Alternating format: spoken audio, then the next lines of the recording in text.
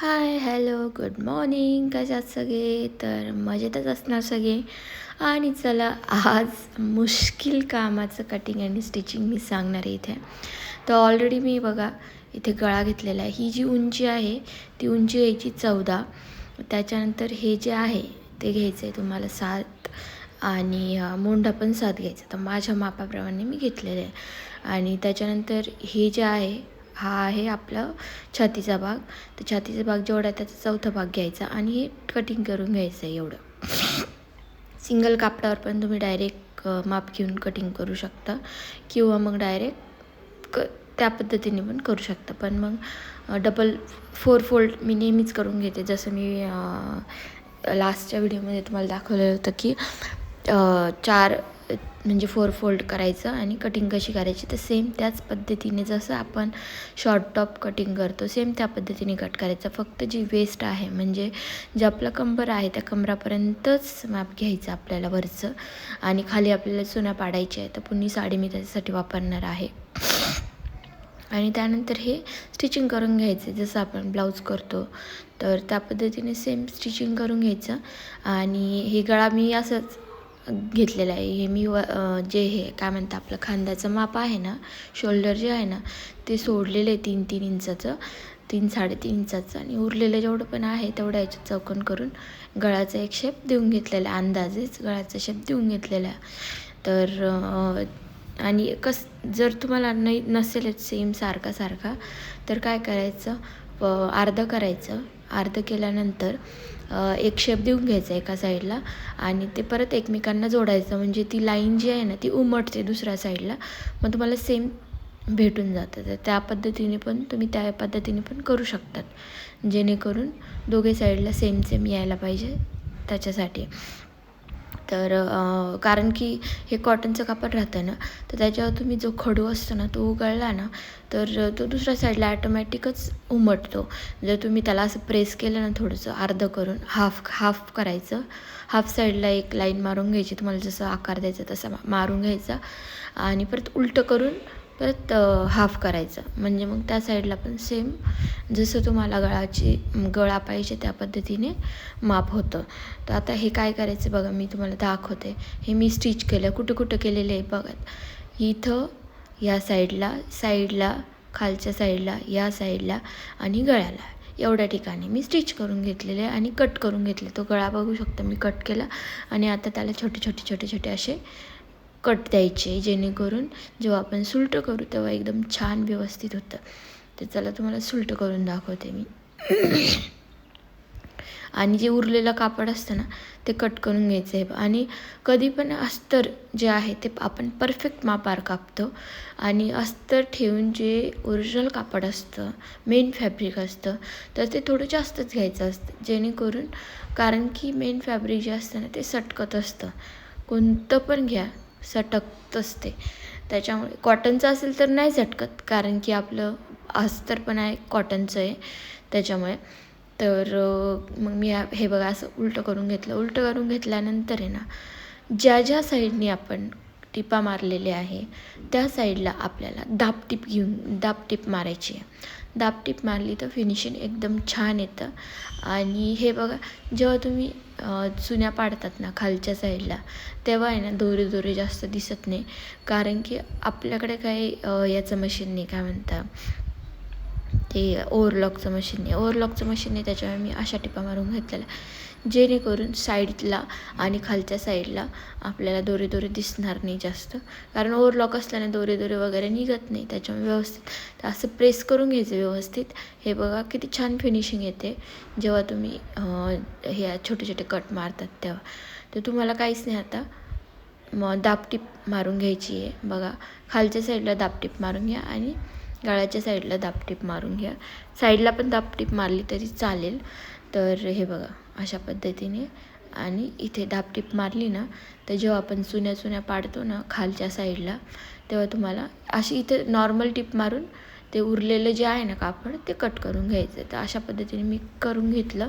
त्याच्यानंतर बघा ही पट्टी अशी अंदाजेच पट्टी घेतली, मोठी लांबल्याचं घेतलेली आहे आणि त्याच्यात चुन्या पाडायचं. आता ही 5 इंचाची साईज आहे आणि लांबीला भरपूर मोठी, लांबीला बघू शकता तुम्ही जेवढी साडी आहे ना उंचीला तेवढी साडी मी कापून घेतलेली. सॉरी, तेवढी साडी मी कापून घेतलेली आहे आणि त्याला अशा चुन्या पाडून घेतल्या आणि डबल फोल्ड करायचं. 7 इंचाचं माप येईल एवढं त्या हिशोबाने सोडायचं. म्हणजे समजा 7 थोडंसं साईडला सोडून मध्ये अशा चुन्या पाडायच्या. मी अंदाजेच चुन्या पाडलेल्या आहे आणि 7 इंच आलेलं आहे का, त्याच्यानंतर मी 3 इंच माप घेऊन असा गोलाकार देऊन घेतलेला आहे, बघू शकता तुम्ही. तर दोघी यांना मी असं माप घेऊन घेतलं पहिले की किती आलेलं आहे आणि त्या हिशोबाने 7 यायला पाहिजे. जास्त आलं तरी चालेल, कमी नको यायला. आता इथं बघा जास्त आलं, मग मी एक चुनी पाडून घेतलेली परत एकदा. तर दोघी साईडने असं सेम चुन्या पाडायच्या. थोडं साईडला कापड सोडायचं 2-2, 3-3 इंच आणि उरलेल्या याच्या चुन्या पाडायच्या. अशा पद्धतीने मी हे अंदाजच घेतलं आणि त्याच्यानंतर 3 सेंटीमीटर असं माप घेऊन 3 इंच माप घेऊन हे असाच गोलाकार देऊन घेतलेला आहे. मी अंदाजेच गोलाकार घेतलेला आहे आणि त्यानंतर त्याला आहे ना जी आपली ही आहे काठ असतात ना, काठ, तर ते जॉईन करून घेतले खालच्या साईडला. तर असंच घ्यायचं, डायरेक्ट काठ ठेवायचे आणि सरळ बाजू घ्यायची आणि काठाची उलटी बाजू घेऊन. तर हे बघ मी तुम्हाला दाखवते कसे मी स्टिच केलेले हे काठ. हे बघ अशा पद्धतीने काठ असे उलटे ठेवायचे सरळ बाजूवरती आणि ते स्टिच करायचे आणि त्यानंतर हे बघा असं येतं सुलटं केल्यानंतर आणि तिथे पण दापटीप मारून घ्यायचे आपल्याला. आणि मग आपल्याला ही जी बाई आहे ना ती जॉईन तरी वरच्या साईडला आहे ना जास्त फुगत होतं, व्यवस्थित नव्हतं येत. म्हणून आहे ना मी हे जे अस्तरचं कापड आहे ना, तर त्याला वरच्या साईडला थोडंसं म्हणजे जिथं चुन्या पाडल्या आहे ना, त्या अस्तरचं कापड वरच्या साईडला लावून घेतलं, जेणेकरून बाया लावताना आहे ना जी फिनिशिंग असते ना आतल्या साईडनी ती व्यवस्थित येईल ना. तर त्याच्यामुळे आहे ना मी वरच्या साईडला पण जास्त उरलेले तुकडे होते ना पट्टी, तर ती पट्टी मी लावून घेतलेली आहे. तर तुम्ही बघू शकता. तर हे बघा या पद्धतीने मी अशी पूर्ण मी स्टिचिंग करताना पण पूर्ण दाखवले तुम्हाला बघा.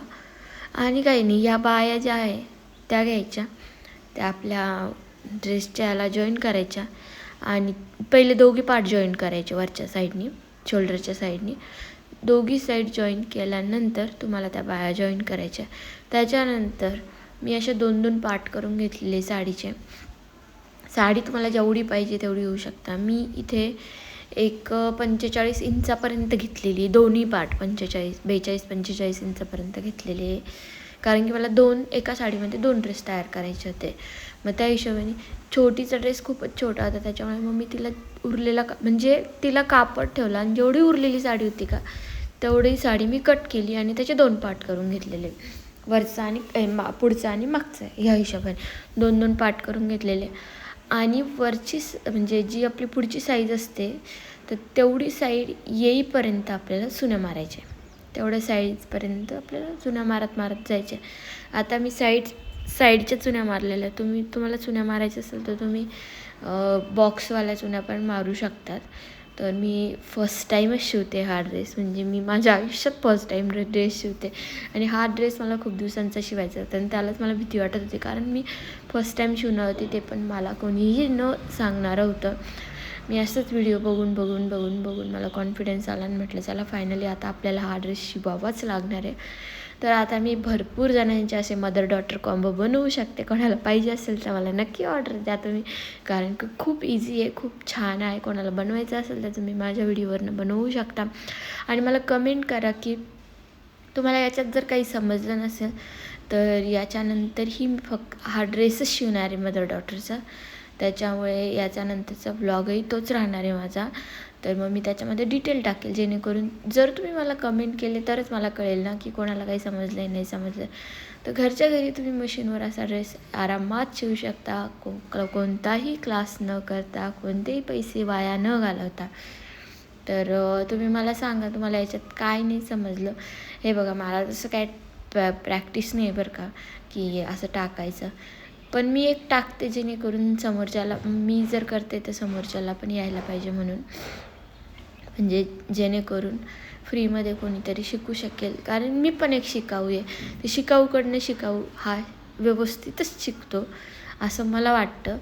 म्हणून मग कारण की काय होतं ना, ऑब्व्हियसली क्लासेस वगैरे घेतात तर ती गोष्ट वेगळीच आहे, पण तिथे पैसे वाया जातात. जर आपल्याला घरच्या घरी आपल्यासाठी स्वतःसाठी शिवायचं तर कशाला पैसे वाया घालू. जर खरंच आपल्याला टेलरचा कोर्स वगैरे करायचं तर मग किंवा टेलरिंग काम वगैरे.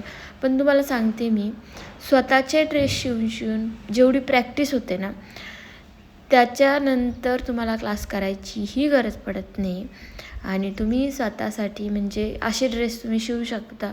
मार्केटमध्ये अक्षरशः मी स्वतः ड्रेस शिवलेला आहे, तर 700-1000 रुपये शिलाई आहे. आपलीच साडी द्यायची आणि 700-1000 रुपये शिलाई. आता याच्यामध्ये बघा बरं, मला जे अस्तर लागलेले आहे ना, तर 2 ड्रेससाठी मला अस्तर जे लागले, आताही अस्तरचं आता हे जे अस्तर आहे 30 रुपये मीटरचं होतं. मी 4 मीटर अस्तर आणलेले. 1 मीटरसाठी मी तो 2 वर्षाची मुलगी आहे, तिच्या 2 वर्षाची मुलगी म्हणजे ती 3-4 वर्षाच्या मुलीसारखा फ्रॉक तयार झाला तिचा. थोडा मी मोठाच बनवलेला आहे. ती खूपच बारीक आहे आणि म्हणजे 4 मीटर अस्तर घेतलं मी याच्यामध्ये. 3 मीटर मी मोठीसाठी वापरलं, कारण मोठी ही माझ्या बराबरचीच म्हणजे पार माझ्या खांद्याच्या वरतीपर्यंत येते. त्याची तब्येत पण थोडी बऱ्यापैकी चांगली, माझ्या एवढी नाही आहे पण मग बऱ्यापैकी चांगली आहे. तर तुम्ही असं धरून चाला की मी जेवढी आहे ना, तर तेवढ्या याला 3 मीटर अस्तर लागतं. 3 मीटर म्हणजे 3 मीटर पण खूप झालं बरं का, कारण त्याचं पूर्ण चुन्या पडल्या. जेवढ्या साडीच्या चुन्या पडल्या ना, तेवढ्याच अस्तरच्या पण चुन्या पडलेल्या आहे. त्याच्यामुळे 3 मीटर अस्तर जर घेतलं ना, एकदम छान व्यवस्थित सुटसुटीत ड्रेस तयार होतो. तर 3 मीटर मोठ्यासाठी आणि 4 ते 5 वर्षापर्यंत, 5 वर्षाचं नाही सांगू शकत, पण एक 3-4 वर्षापर्यंतची जी मुलगी असेल ना, तिला तुम्ही 1 मीटर अस्तरमध्येच ड्रेस शिवू शकतात. आणि असे 4 मीटर म्हणजे 120 रुपयाचं माझं हे. एक ते 120 रुपये. दोरा समजा तुम्ही एक 10 रुपयाचा पकडा, आता 6 रुपयाला भेटतो बरं का दोरा. पहिले माझ्या आईच्या वेळेस 2 रुपयालाच भेटायचं, 6 रुपयाला आता दोरा भेटतो होलसेलमध्ये. तर 10 रुपयाचा दोरा समजा, एका दोरामध्ये 2 ड्रेस तुमचे आरामात होऊन जातात. तर म्हणजे 130 रुपये. तर राऊंड फिगर तुम्ही पकडा, 150 रुपये. 150 रुपयामध्ये तुमचे 2 ड्रेस शिवून होता. आणि मी असाच माझा सिंगल ड्रेस 700 रुपयाला शिवलेला आहे, तो पण ह्या साईडला. जर तुम्ही मोठ्या मोठ्या शहरात गेले, पुण्या साईडला गेले, तर तोच ड्रेस तुम्हाला 1000-1200 रुपयाला शिवून भेटेन. इतकी जास्त शिलाई आहे. मी तर जास्त एकदम आउटसाईडला राहते, तरी पण मला एवढे 700 रुपये देऊन शिवायला लागला होता. पण खरं सांगते, मला एवढं सॅटिस्फॅक्शन भेटलं ना. याच्यानंतर मी ठीक आहे एखाद्या वेळेस ब्लाऊज तर शिवू शकते, कारण ब्लाऊज मला इतकं परफेक्ट नाही आहेत किंवा मला असं छान छान गळे वगैरे शिवण्यासाठी नाही आहे. पण जर मला असा ड्रेस शिवायचा असेल तर मी तो नक्की स्वतःच शिवेन, कारण की माझी खूप दिवसांची हौस होती बरं का असा ड्रेस शिवायची. पण मी शिवला आणि घातला, पण आता ना माझी तब्येत वाढली, त्याच्यामुळे तो ड्रेस मला काही येत नाही. कुकरची शिट्टी वाजते, कारण वरण भाताचं कुकर लावलेलं आहे मी, तर तो ड्रेस काय मला येत नाही आता. तर असा ड्रेस तर हा ड्रेस श्रेयासाठी शिवलेला आहे मी. पण आता मी माझी साडी काढणार आहे आणि माझं चॅलेंज पूर्ण होण्याच्या आधी मी तो ड्रेस शिवणार आहे. माझ्या स्वतःसाठी एक ड्रेस शिवणार आहे मी. तर मला अस्तर आणायचं आहे आता. तर याच्यानंतरचा पण मी हा ड्रेस शिवणार आहे. त्याच्यामुळे ह्या ड्रेसमध्ये कोणाला काही कळालं नसेल तर मला नक्की कमेंट करा, मी पूर्ण डिटेलमध्ये टाकल. कारण एक शिकाऊ दुसऱ्या शिकाऊकडनं एकदम परफेक्ट शिकेल असं मला वाटतं. कारण की क्लास म्हणजे ज्याला बुटीक काढायचं आहे, ज्याला टेलरिंगचा कोर्स तो क्लास करू शकतो, ज्याला घरच्या घरी शिवायचं आहे त्याने असंच व्हिडिओ बघून शिवू शकता. कोणाला काही प्रॉब्लेम असेल तर मला नक्की कमेंट करा, जेणेकरून मी नेक्स्ट व्हिडिओमध्ये जे आहे, नेक्स्ट म्हणजे याच्यानंतरचं डॉटरचं आहे, त्याच्यानंतर मी अजून एका साडीचा ड्रेस शिवणार आहे, मदर डॉटर कॉम्बो शिवणार आहे. तर अशीच मला ऑर्डरच आलेली असं समजा तुम्ही, आणि त्याच्यामुळे मला तो ड्रेस शिवायचा आहे. हा ड्रेस शिवल्यानंतर मी पोस्ट पण नव्हता केला, त्याच्या आधीच मला एक ऑर्डर आलेली आहे आणि मग मी तो शिवणार आहे. तर चॅलेंजमध्ये माझी ऑर्डर कंप्लीट होते, हे याच्यापेक्षा अजून काय पाहिजे. तर चला, मी ह्या ड्रेसनंतर अजून एक ड्रेस शिवणार आहे, तर तो मी डिटेलमध्ये व्हिडिओ टाकेल, जेणेकरून सगळ्यांना समजेल. याचा फायनल लुक तुम्हाला दाखवते मी. चला, ह्याचं काही नाही, चुन्या पाडून घेतल्या, वरची साईड ठेवली, त्याच्यावरती मी ज्या मेन फॅब्रिकच्या चुन्या आहेत त्या ठेवल्या आणि त्याच्यानंतर ज्या अस्तरच्या चुन्या त्या ठेवल्या आणि त्या एकत्र जॉईन करून घेतल्या. बस बाकी काहीच नाही केलं. आणि मला नाडी लावायची होती म्हणून हे असे बेल्ट जे आहे 2 तर ते 2 लावलेले, जेणेकरून फिटिंग वगैरे व्यवस्थित यायला. ढिल्लच शिवणार होतं कारण छोट्या मुलीचं आहे. आणि अस्तर हे कधी पण वरच्या जे मेन फॅब्रिक आहे त्याच्यापेक्षा कमीच घ्यायचं आहे. तर इथे मी पूर्ण साडी घेतली, त्याच्यामुळे ही बघा असा आहे फायनल लुक. कसा वाटला ड्रेस मला कमेंट करून नक्की सांगा. आणि काही कळालं नसेल तर प्लीज कमेंट करा. नेक्स्ट व्हिडिओमध्ये मी डिटेलमध्ये टाकेल. व्हिडिओ शेवटपर्यंत बघितल्याबद्दल धन्यवाद. बाय.